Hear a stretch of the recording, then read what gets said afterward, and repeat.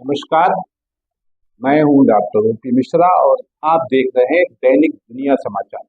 दैनिक दुनिया समाचार के अहम बात कार्यक्रम में आपका स्वागत है। आज हम चर्चा करेंगे फिर एक बार उपराष्ट्रपति के चुनाव को लेकर, क्योंकि आज एनडीए के जो उम्मीदवार हैं उपराष्ट्रपति के पद के, सीपी राधाकृष्णन जी, और अभी वो महाराष्ट्र में राज्यपाल हैं, वो आज पर्चा दाखिल करेंगे।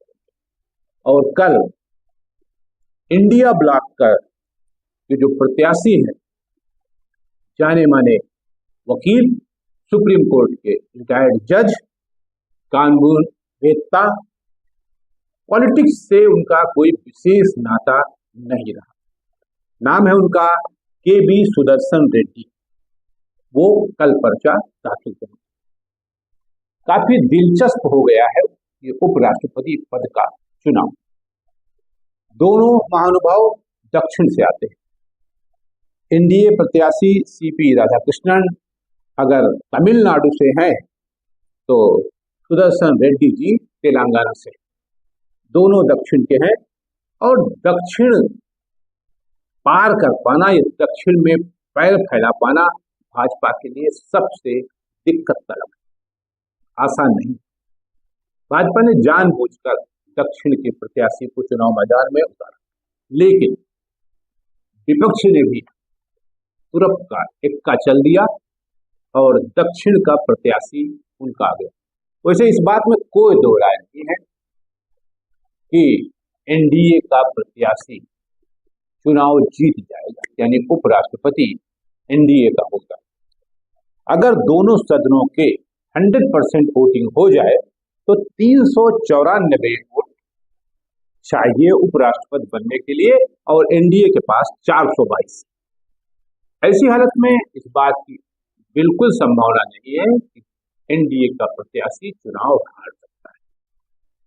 लेकिन एक दिक्कत है, अगर लोगों ने अंतरात्मा की आवाज से के आधार पर वोट दे दिया तो कुछ भी हो सकता है, क्योंकि इसमें व्हिप नहीं चलता है, गुप्त मतदान होता है।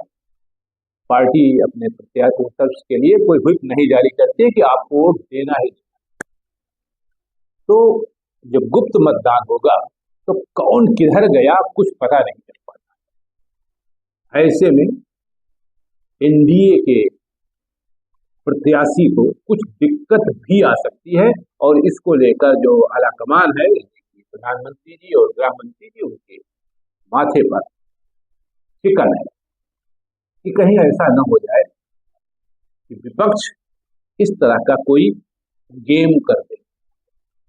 अभी एक चुनाव हुआ था, आपने देखा होगा, जिसमें अमित शाह जी को करारी चोट लगी। उन्होंने मुजफ्फरनगर के बालियान जी को उतारा था। क्लब का चुनाव था दिल्ली का, और रूडी जी भी भाजपा के हैं, इसमें कोई दो राय नहीं। लेकिन अमित शाह जी की पसंद, अमित शाह जी का को पसंद वही आता है जो एस मैन, एस सर कहने वाला। तो रूडी जी तो भाई कई बार के सांसद थे, विधायक थे, मिनिस्टर रहे थे, इसलिए इतनी आसानी से वो ये नहीं कह सकते। लेकिन एक फोटो बहुत वायरल हो रहा था राहुल गांधी से हाथ मिलाते हुए। खेल हो गया, चुनाव रूडी जी जीत गए और बालियान जी चुनाव हार गए। अमित शाह जी के प्रत्याशी थे बालियान।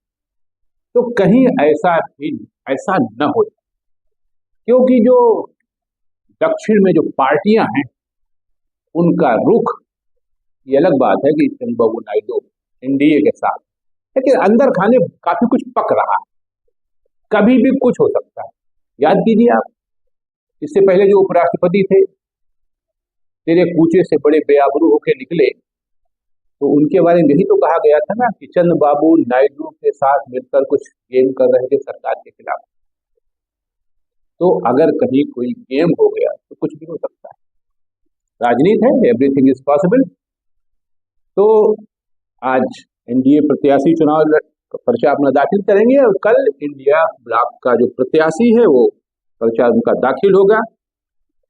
मेरी तो यही कामना है, जीते कोई भी, लेकिन जो पूर्व उपराष्ट्रपति धनखड़ जी का अपमान हुआ है वो किसी के साथ नहीं होना चाहिए। आज बेचारे कहाँ हैं? ऐसा नहीं कि कहीं वो चले गए हैं, लेकिन जिस तरह उन्होंने बोलती बंद कर रखी है या बोलती बंद कर दी गई है, वो लोकतंत्र के लिए कतई अच्छा नहीं। वो है कितनी अपमानजनक स्थिति के साथ वो गए, उनके सम्मान में कोई कार्यक्रम नहीं हुआ, न उनका कोई विदाई समारोह हुआ। इससे ये स्पष्ट होता है कि जो हाई कमान है ना, उसके अंदर बहुत ज्यादा घमंड है। वो घमंड कहीं इस उपराष्ट्रपति के चुनाव को लेकर गड़बड़ न कर दे, वातावरण बिगाड़ न दे, बात को लेकर संशय के बादल राजनीतिक पंडितों के दिमाग में चल रहे हैं। उन्हें तो कुछ भी हो सकता है, लेकिन जैसा कि मैंने कहा, उपराष्ट्रपति कोई बने उसका स्वागत होना चाहिए, वो भारत का उपराष्ट्रपति होगा, लेकिन इज्जत के साथ, सम्मान के साथ। अगर उपराष्ट्रपति और राष्ट्रपति के साथ इस तरह का व्यवहार होगा तो लोकतंत्र प्रफुल्लित कैसे होगा। आज के इतना ही।